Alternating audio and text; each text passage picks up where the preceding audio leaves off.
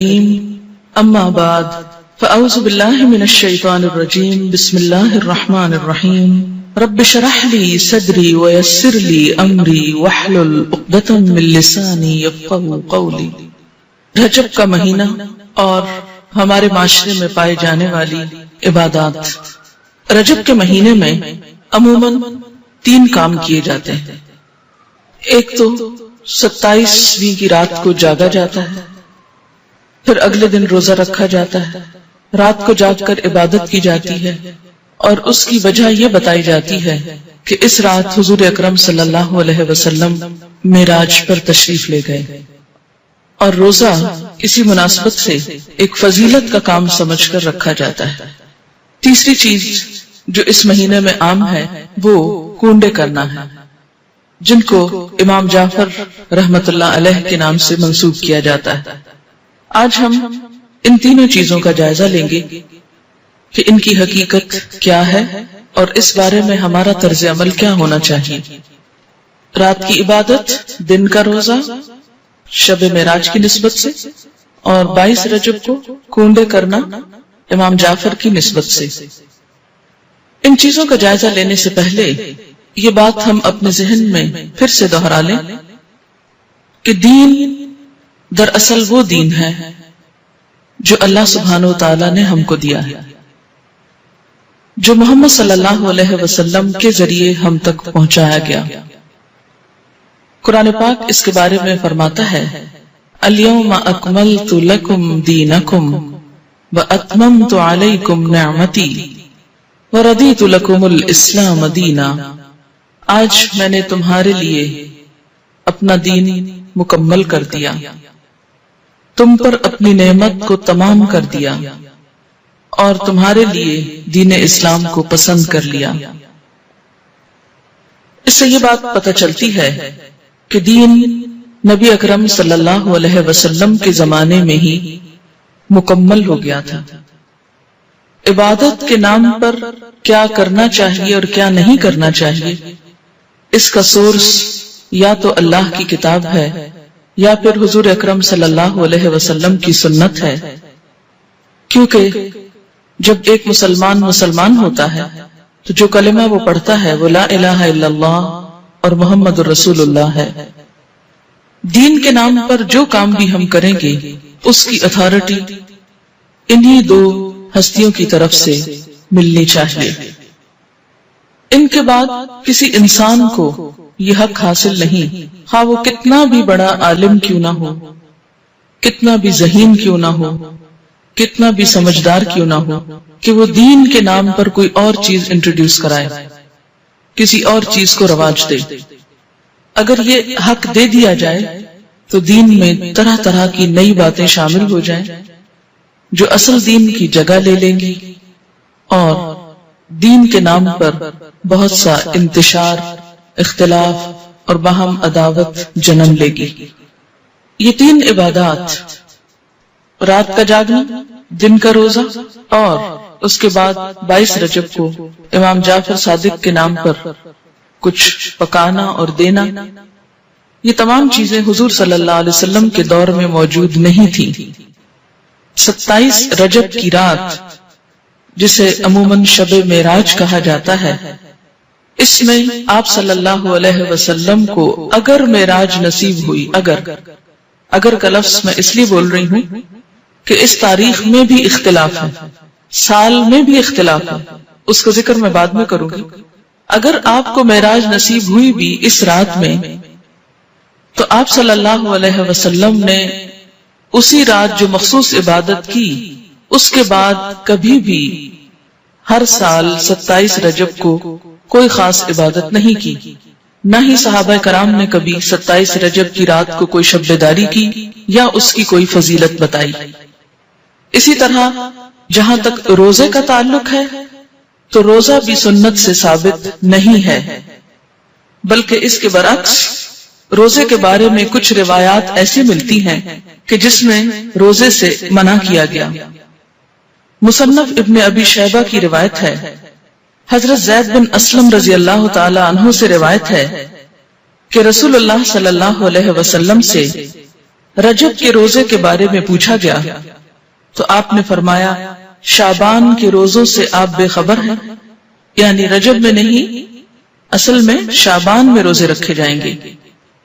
حضرت ابن عباس سے روایت ہے کہ رسول اللہ صلی اللہ علیہ وسلم نے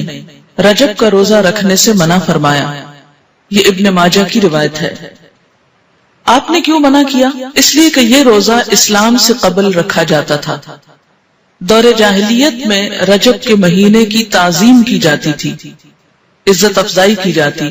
اس لیے آپ نے اس رسم کو ختم کرنے کے لیے یا اس کے اتباع کو توڑنے کے لیے اس سے منع فرمایا، اور یہ وضاحت کنز الامال میں کی گئی ہے، صفحہ 49 جلد 8۔ تو اس سے کیا پتہ چلتا ہے کہ اس رات میں شب بیداری اور اس دن میں روزے کی کوئی حقیقت نہیں۔ اسی طرح جہاں تک امام جعفر کے نام پر جو کنڈے دیے جاتے ہیں، تو بات یہ ہے کہ یہ تاریخ نہ تو امام جعفر رحمت اللہ علیہ کی پیدائش کی ہے اور نہ ہی آپ کی وفات کی ہے،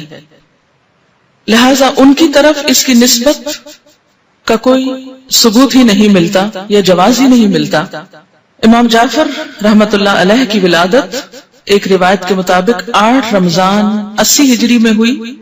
یا 83 ہجری کی روایت بھی موجود ہے، 83 یا 80،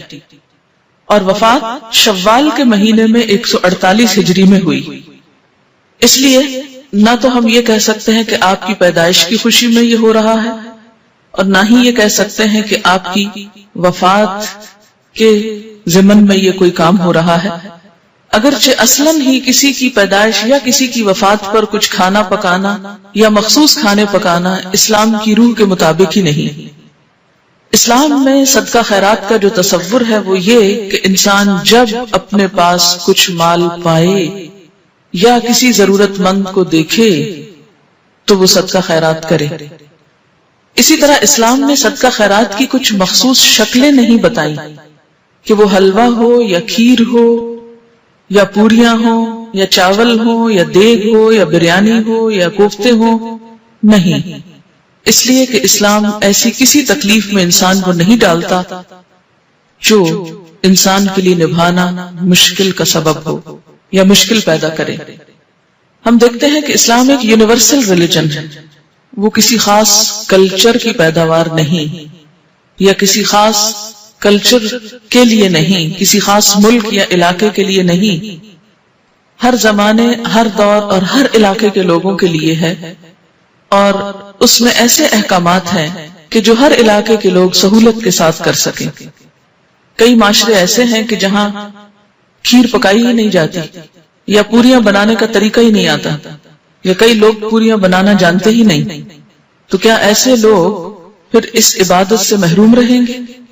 کہ جو ایک مخصوص کھانا نہ پکا سکتے ہوں؟ اس لیے جتنی بھی من گھڑت چیزیں دین میں داخل کی گئیں، ان سب کے پیچھے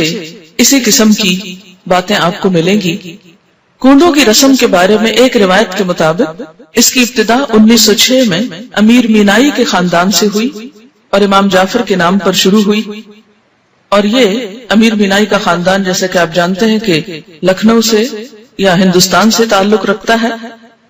تو اس رسم کی تو ابتدا بھی عرب سے نہیں ہوئی، یا جہاں اسلام کا اوریجن ہے وہاں سے نہیں آئی، تو اس کو اسلام یا دین کا حصہ یا نیکی یا عبادت آپ کیسے قرار دے سکتے ہیں؟ اگر آپ کو کسی کو بھی روح کو ثواب پہنچانا ہے، ان کے لیے صدقہ خیرات کرنا ہے، تو کوئی دن مقرر کرنے کی ضرورت نہیں، جب آپ کا دل چاہے اور جہاں آپ کا دل چاہے، جہاں آپ ضرورت سمجھیں وہاں آپ کر لیں، اور صرف چند مخصوص اشخاص کے لیے ہی نہیں، اس سے زیادہ کے لیے بھی آپ کر سکتے ہیں۔ پھر اسی طرح شب معراج، جس کا تعلق حضور صلی اللہ علیہ وسلم کے آسمان پہ جانے سے ہے، اس کی حقیقت کے بارے میں اور اس کی کچھ تفصیلات کے بارے میں آپ سے بات کروں گی۔ اگر کوئی شخص اس دن کو بہت اہمیت دینا ہی چاہتا ہے تو وہ بھی اپنے عمل پر غور کرے۔ ہم دیکھتے ہیں کہ اس تاریخ کے بارے میں بے شمار اختلافات ہیں، یعنی تاریخ یا مہینہ یا سال کے بارے میں یا اس کے اجزاء کے بارے میں تقریباً 36 اقوال ہیں۔ بعض کے خیال میں یہ ربیع الاول میں ہوئی، بعض نے رمضان کا مہینہ قرار دیا، بعض نے ہجرت سے 1 سال پہلے، بعض نے 1 سال 6 ماہ کہا، بعض نے 1 سال 5 ماہ کہا، کسی نے 1 سال 2 ماہ کہا، کسی نے 3 ماہ کہا، کسی نے 1 سال 4 ماہ کہا، یعنی بے شمار اقوال ہیں اس کے بارے میں۔ ایسا کیوں ہے کہ ایک اتنا بڑا واقعہ ہوا اور اس کی تاریخ بھی صحیح معلوم نہیں؟ اس کی بنیادی وجہ کیا ہے؟ اس کی بنیادی وجہ یہ ہے کہ اسلام کے دور اول میں لوگوں کو تاریخوں سے زیادہ دلچسپی نہیں تھی، وہ تاریخیں صرف یاد رکھتے تھے حج کی یا رمضان کی، جس میں مخصوص عبادات کرنا ہوتی تھی۔ اس کے علاوہ کون کس دن فوت ہوا، کس دن پیدا ہوا، یہ چیزیں ان کے نزدیک کچھ بہت اہمیت کی حامل نہیں تھی۔ یہ کون سا واقعہ کس دن ہوا، وہ واقعے کو تو دیکھتے تھے، اس کی روح کو تو دیکھتے، لیکن اس کی تاریخ ان کے نزدیک ایک غیر اہم چیز تھی، کیونکہ ان کے ہاں دن منانے کا رواج ہی نہیں تھا۔ صحابہ کرام کے اندر ہمارے معاشرے کی طرح دن منانا، اینیورسریز اور اسی طرح برسی اور ولادت کے دن، یہ تمام چیزیں اس کلچر کا حصہ نہیں تھی، یعنی اسلامی کلچر کا۔ بیسیکلی اسلام میں جو اہم دن ہیں جیسے عیدیں ہیں یا مہینے ہیں، رمضان اور حج کا مہینہ ہے، یا اسی طرح کچھ اور مہینوں کی فضیلت ہے جیسے محرم کے روزوں کی فضیلت ہے، یا ذوالحج کے ابتدائی عشرے کے روزوں کی فضیلت ہے، یا شعبان کے روزوں کی فضیلت ہے، یا ہر مہینے 3 دن ایام 20 کے روزے کی بات آئی ہے۔ یہ دن تو شریعت نے خود مقرر کر دیے، لیکن اس کے علاوہ باقی چیزیں بعد کے دور میں پیدا ہوئیں، ان کو دین کا حصہ بنا لینا